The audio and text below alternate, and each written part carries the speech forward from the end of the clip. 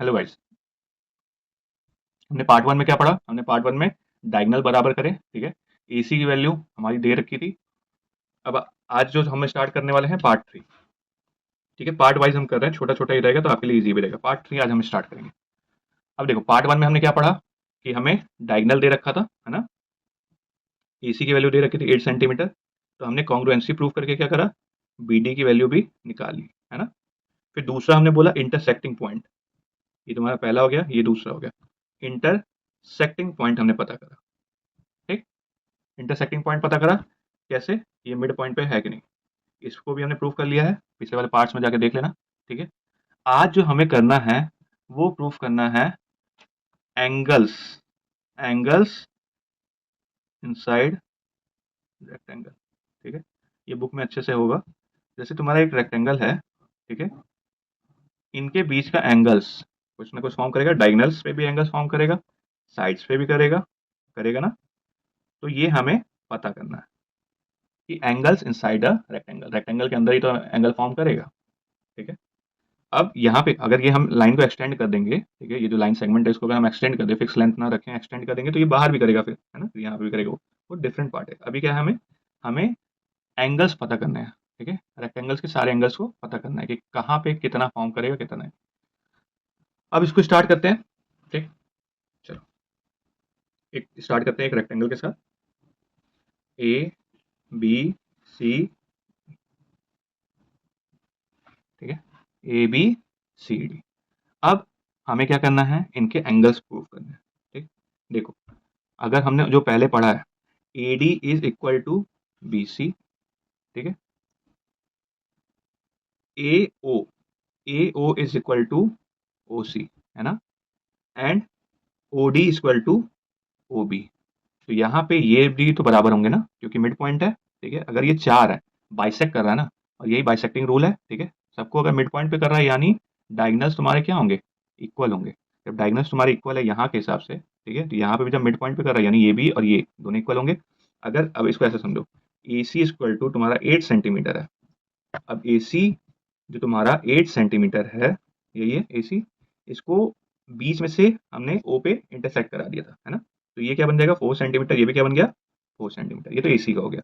अब दूसरा डायगोनल क्या है, बी और डी, इसको भी हमने क्या करा, ओ पे कर दिया। तो ये भी क्या हो गया, 4 सेंटीमीटर 4 सेंटीमीटर। क्यों, क्योंकि a c is equal to b d, ये तो हमने पहले ही प्रूफ कर रखा है, ठीक है। तो जब तुम्हारा a o is equal to o c है, तो ए ओ इक्वल टू हम ओ डी भी बोल सकते हैं, ए ओ इक्वल टू हम ओ बी भी बोल सकते हैं कि नहीं। तो ये चारों साइड, चारों ये सॉरी, ये डायगोनल्स के चारों पार्ट्स क्या हो जाएंगे, बराबर हो जाएंगे, ठीक है। तो अब यहाँ पे तुम्हें देखो, कुछ चीजें हमें पहले से पता चल गई क्योंकि हमने उसको पहले पार्ट्स में प्रूव कर रखा है, ठीक।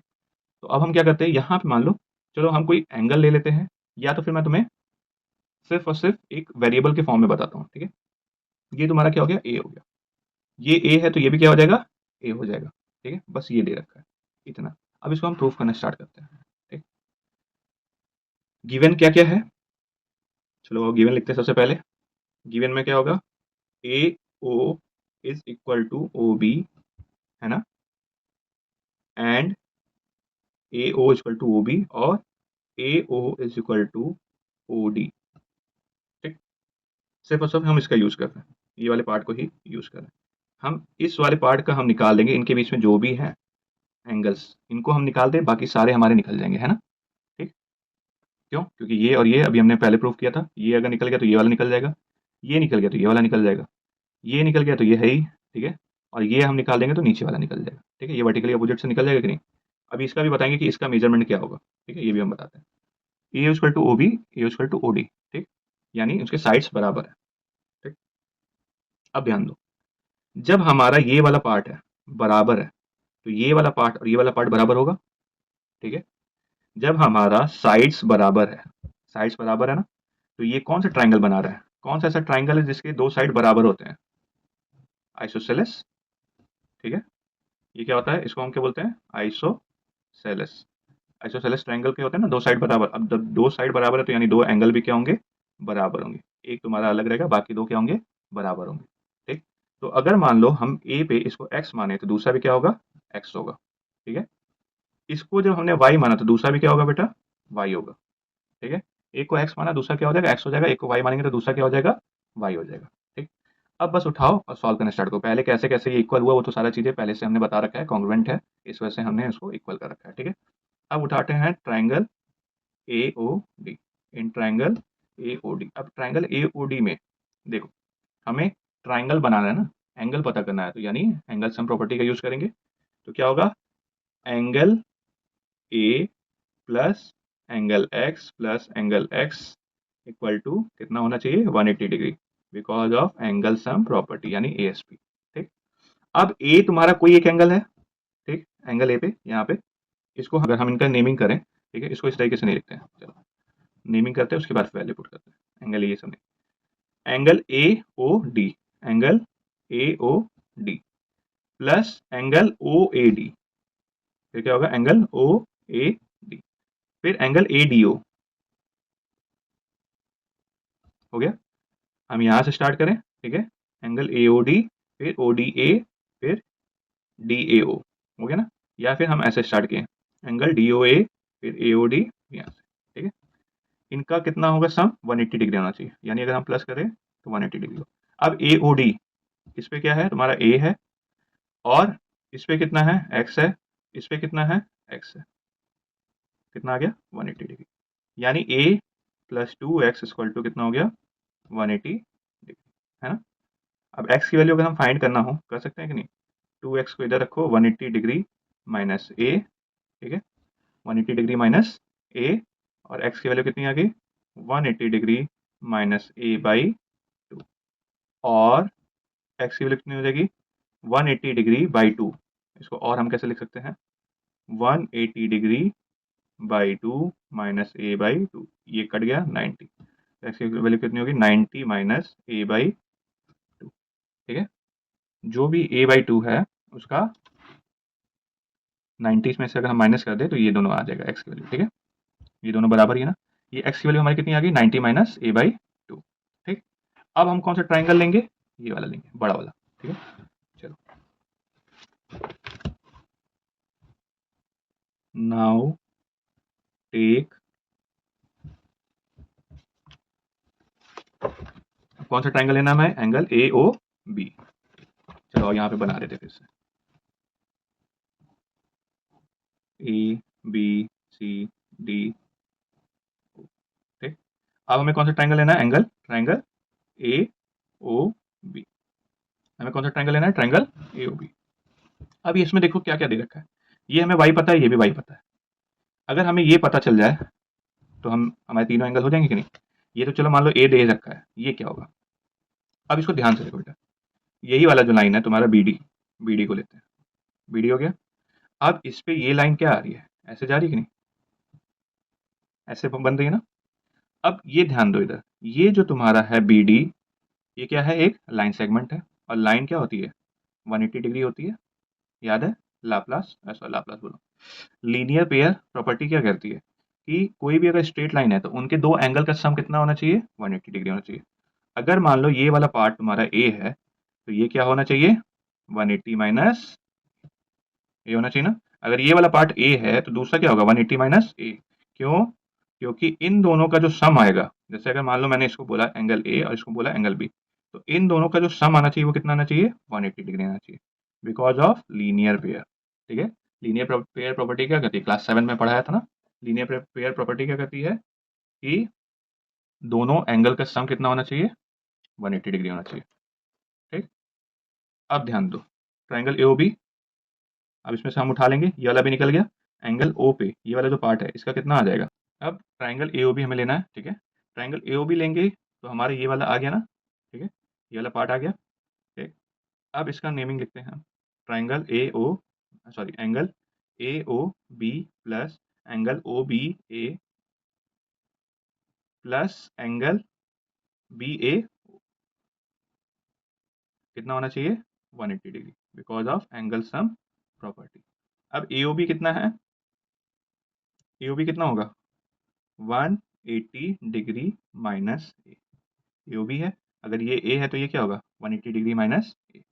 ठीक, प्लस एंगल ओ बी ए वाई है, ये भी क्या है, वाई है, इक्वल टू कितना हो गया, 180 डिग्री। अब यहाँ पे ध्यान दो, 180 degree minus A plus Y equal to 180 degree.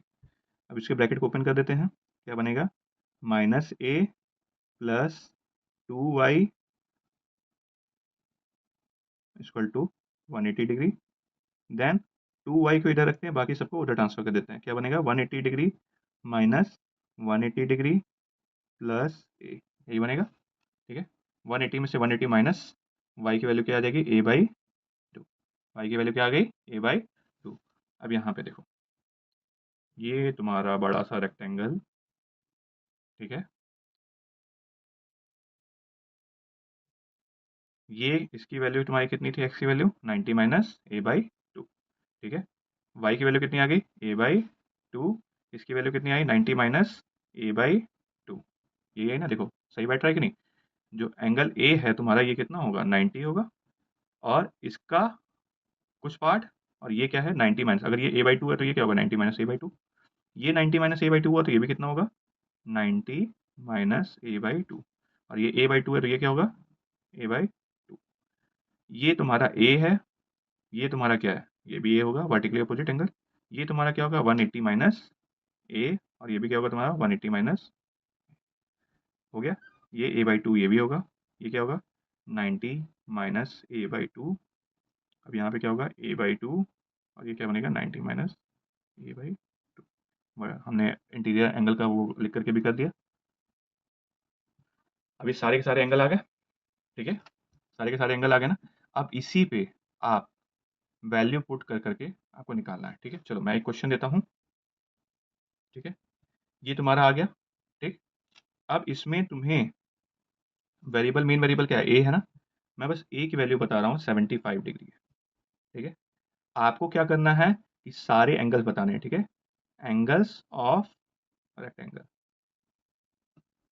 करने के बाद इसके आंसर जो भी होंगे वो कमेंट में कर देना। अगर आपको ये समझ में आएगा तो ही आप कर पाओगे। ठीक है, इसको आप प्रूफ करो और बार बार करो, बिना देखे करो। मैंने बता दिया, स्लो में करके देख लेना।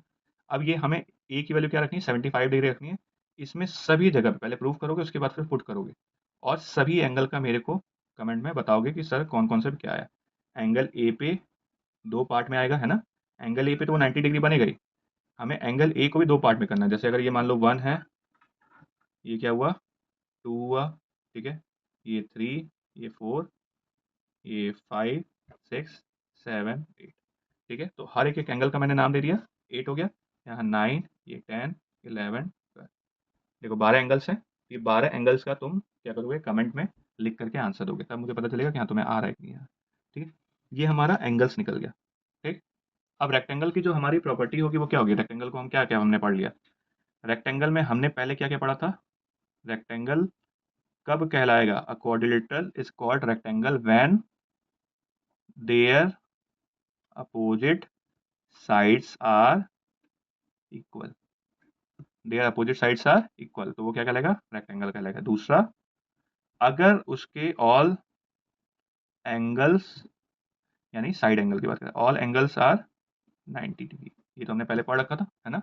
All angles are 90 degree, angle A equal to angle B plus equal to angle C equal to angle D, 90 degree. ठीक, उसके बाद फिर क्या एक और हमने पढ़ा कि डायगनल्स के बेस पे, diagonals are of equal length.